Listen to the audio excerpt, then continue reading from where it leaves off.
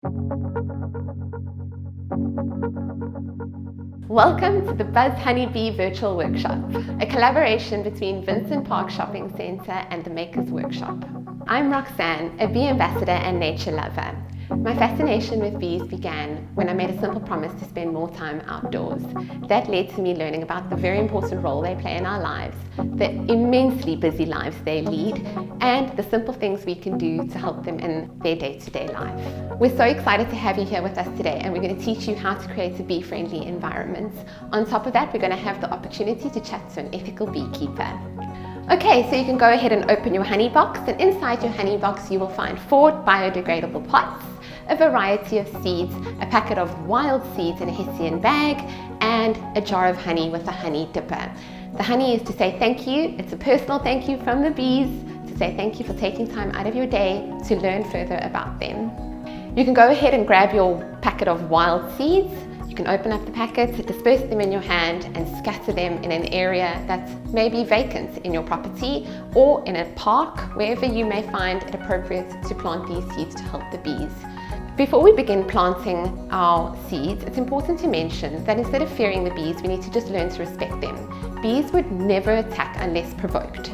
So before fearing them, provide food for them and enjoy them being in your company. Talking about the seeds that you will find in these biodegradable pots, we have fennel. Fennel is a herb which is a feast for the bees. Secondly, we have calendula. Calendula is a very useful herb as well, and it provides bright color within your garden. Thirdly, we have sunflowers. Just bear in mind that sunflowers require 6 to 8 hours of direct sun. They also grow very tall, so need to be wind sheltered, as you don't want them falling over. And finally, we have rockets, a leafy green herb that is delicious in salad. So let's get started.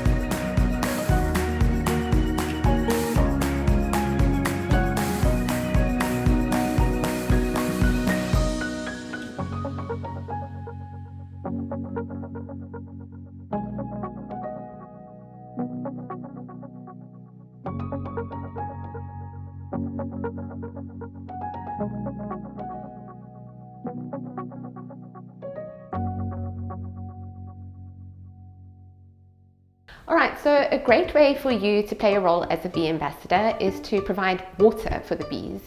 Bees need water for various reasons.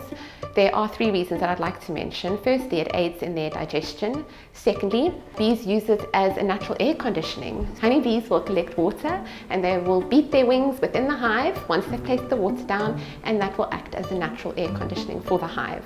And then reason number 3 is because it's an essential ingredient in the food that they feed their babies, and that's what we know as royal jelly. So today I'm going to teach you just a quick and easy way to make a bee bath that would help the bees find water.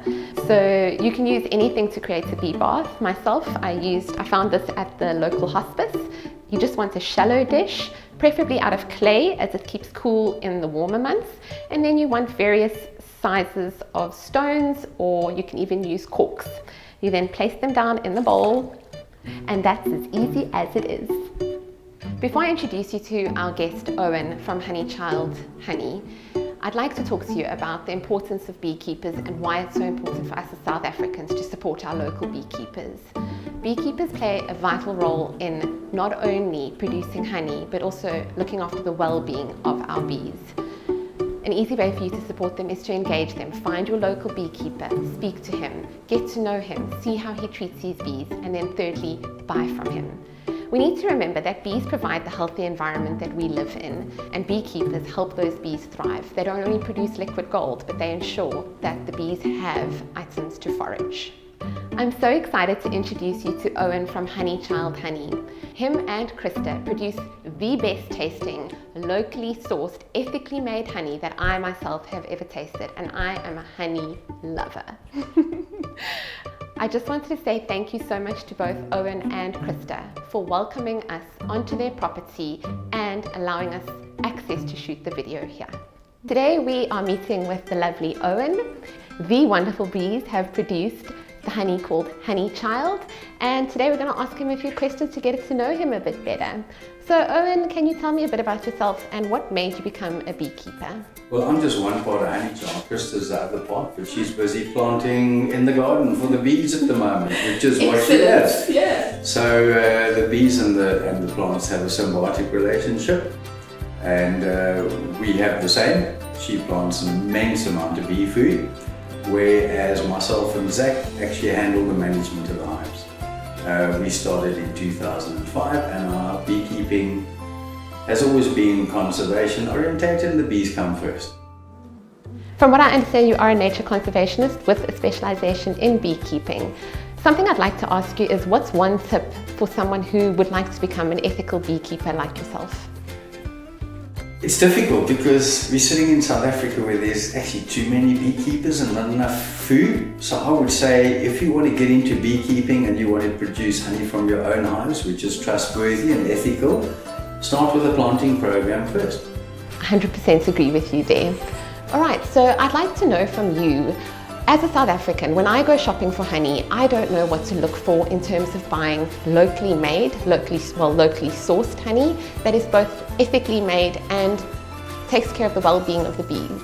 So how would I go about shopping for honey in South Africa? It's difficult because your main bottlers have to import honey.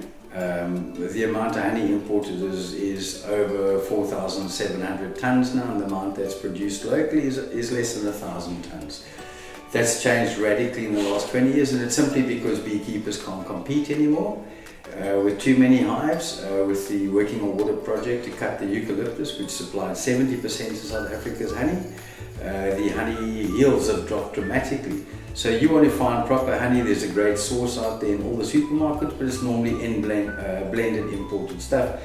Find a local beekeeper, say to him you want to go along with him, see how he operates, if he's gentle and careful with the bees, and that would be your best source of local honey. Okay, so as an ethical beekeeper, what do you believe is the number one cause, or one of the biggest causes of hive losses in South Africa? Oversaturation of forage areas and lack of planting. Everybody wants to get into beekeeping. It's the most topical thing in the world. Let's get our own honey. They forget that bees have to visit more than 450,000 plants just to produce a kilogram of honey. They also need 40 kilograms a year for their own needs, and then whatever the humans harvest. So think about it first. Really think about it. Maybe it's better for you to work alongside a beekeeper. But more than anything, if you're going to get into beekeeping, your first point of departure has to be, what can I plant for the bees? Both short term, medium term and long term.